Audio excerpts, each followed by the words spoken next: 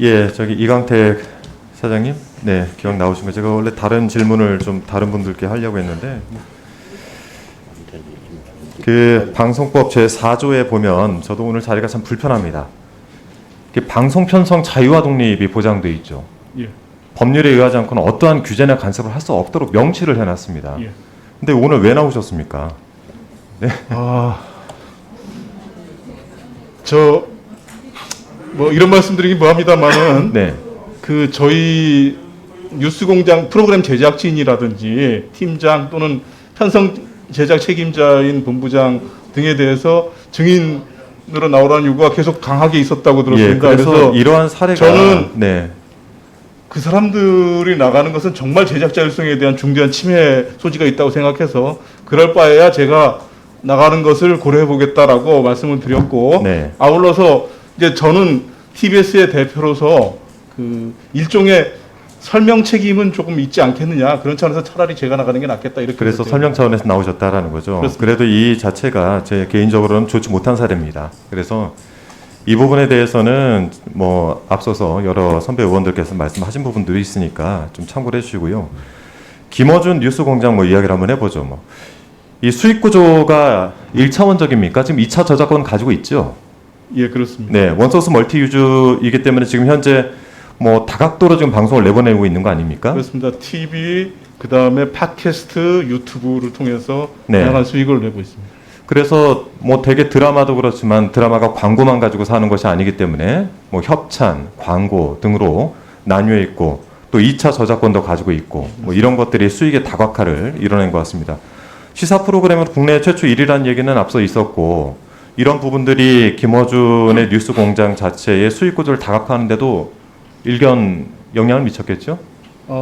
견인차였다고 말씀드리는 것이 더 정확할 것 같습니다. 네. 제가 일전에 그 모 인터넷 매체하고 인터뷰를 하면서 TBS의 삼성전자와 같은 역할이다라고 그렇게 비유를 한 적이 있습니다. 네. 그 법정 제재, 그러니까 우리가 객관적인 지표로 얘기하지 편향성 논란이라는 것 자체는 사실 마음에 안 들면 편향적인 거죠. 저희들도 종편 보고 있으면 불편합니다. 저희가 볼 때 편향적이죠. 이 편향적이라는 거는 그래도 저희들이 주관적 시각이 아니라 일반적 국민 시각과 객관적 지표가 좀 있어야 되는데 시사인 발표를 보니까 신뢰도 조사에서 가장 신뢰받는 프로그램이라고 나왔어요. 네. 예. 자, 그러면 법정 제재 부분 아까 얘기를 하죠. 법정 제재 얼마나 받으셨습니까? 2020년도? 2020년도에는 한 건입니다. 한 건이죠. 네. 채널 A 제가 뭐 그 특정 프로그램이긴 한데 채널 A 김진의 돌직구 쇼는 법정 제재를 총 3건 받았습니다. 같은 해. 예, 뭐 어떤 게 더 편향적입니까? 그냥 객관적 지표로 봤을 때? 억울한 면이 있으시죠? 예, 없지 않습니다. 네. 이런 겁니다. 저희가 언론사를 편향적이다라는 이유로 이 자리에 방송법 제4조에도 명시되어 있는 내용들을 어기고 이 자리에 불러가지고 대표나 사장을 저희가 취재하듯이 이렇게 증인으로 불러 세우는 것 자체에 대해서 같은 언론인 출신으로 굉장히 좀 불쾌감이 있고요. 저도 역시 마찬가지 위원장님과 양당 간사들께 이 부분 이렇게 계속 국감을 운영하기 시작하면은 채널A, TV조선부터 다 불러야죠. 이런 것이 예전에 있었던 이게 언론 탄압이라는 겁니다. 그런 부분에서 저는 이강택 사장님께서 그 프로그램 진행자가 나오는 것이 더 문제가 있기 때문에 스스로 이 자리에 서셨다는 부분에 대해서는 뭐 용기 있는 결정이다라는 말씀은 또 드리고 싶은데 다시 말씀드리지만 국감장에 언론사 대표들이 자꾸 나오시는 건 모습이 좋지 않습니다. 이 부분 말씀드리고요. 예, 들어가셔도 좋습니다. 저기 구글 대표이사님, 김경훈 대표님, 네, 증인석으로 좀 하시죠. 그리고 저기 애플 대표님 마이크를 좀 잠깐 헤드 마이크를 그분께 좀 드렸으면 좋겠습니다. 그 인앱결제 강제금지법 저희 8월 30일 국회 통과했습니다. 네, 이 부당하다고 생각을 하시나요? 여전히?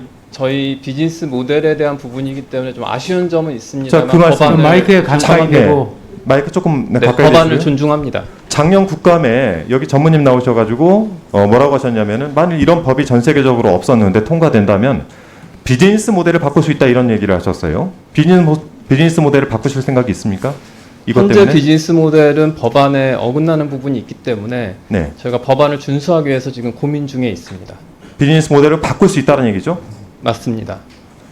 그 비즈니스 모델을 바꾸게 될 경우에 이용자들에게 불이익이 갈 가능성이 있습니까?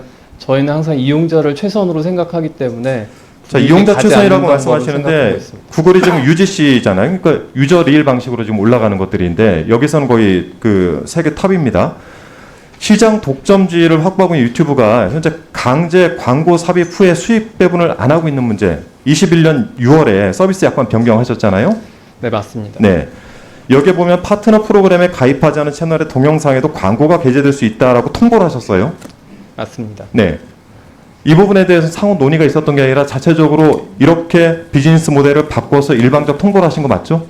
미국에서 먼저 테스트를 했고 그렇죠. 안내 과정을 통보하신 거 통해서 저희가 변경을 테스트라는 하게 거는 됐습니다. 테스트라는 거는 이게 많은 사람들의 의견을 받아가지고 만든 것이 아니라 자체적으로 비즈니스 모델을 만들어서 돌려보고 그리고 나서 한국에 적용을 하신 거잖아요. 그죠? 그 과정에서 여러 가지 말씀에 대해서는 들었습니다. 네. 그래서 이런 부분에 있어서 비즈니스 모델을 바꾸시겠다고 얘기를 하시니까 상당히 우려스러운데 이러면서도 항상 이용자들을 먼저 생각을 한다는 말씀은 제가 볼 때는 옳지는 않습니다. 하나만 더 말씀드릴게요. 그 인앱결제 강제금지법 시행에 따라서 앱마켓 사업자 이행계획 제출하도록 요청이 돼 있죠. 10월 11일까지. 맞습니까? 네, 그렇게 들었습니다. 이 부분은 어떻게 진행하고 있습니까? 지금 그 담당 팀과 계속 진행을 하고 있습니다. 일본이 애플이 9월 2일과 8월 27일 각각 일본과 미국에서 합의 사안을 이끌어냈어요. 그러니까 앱 내 외부 결제 접속할 수 있는 링크 탑재를 허용하는 방식으로 갔는데 혹시 이런 방식으로 갈 생각이신가요? 그 부분은 이미 저희 플랫폼에서 허락이 되어 있기 때문에 국내 법은 인앱 결제 강제금지법은 이런 내용이 입법 취지에 맞지가 않습니다. 네, 방통위원장님, 예. 네, 이 관련해 가지고 방통위에서도 법목적을 회피하려는 수단을 뭐 구글이나 애플이 진행을 할 때 엄중 감시하시고 경고하셔야 됩니다. 예, 그런 부분들까지 살펴보겠습니다. 네, 됐습니다. 저기 그 이강택 사장님 잠깐만 제가 짧긴 한데 하나만 말씀드리겠습니다. 육성으로 나갈 수도 있습니다. 그 TBS 작가 근로 환경 관련해 가지고 그 막내 작가들 프리랜서 채용 막내 작가들 프리랜서 채용 네. 직원들 전체 인원 10%만 작가분들에는 정규직 전환을 하셨는데 예, 그렇습니다. 네, 지금 보면은 막내 작가들 프리랜서 채용과 관련해서 노동계약 체결 필요한 거 알고 계세요? 예, 그렇습니다. 그리고 작가지부가 교섭 요청을 응하시겠습니까? 물론입니다. 예, 요거 꼭 좀 챙기셔야 됩니다. 필요한 나오니까 말씀드리는 겁니다. 예. 그 저희가 재단 법인화 한 지가 2년이 돼갑니다. 그래서 그때도 원래 작가들 정규직화하면서 어떻게 했냐면 우선은 10%만 정규직화를 하고 2년 동안 그 일정 기간이 지난 후에 그 성과를 평가를 해서 그래가지고 추후에 어떻게 할지 방향을 정하자라고 이렇게 이야기한 바가 있습니다. 네, 이거는 좀 한번 챙겨서 봐주시기 바랍니다. 예, 살펴보겠습니다. 네, 이상입니다.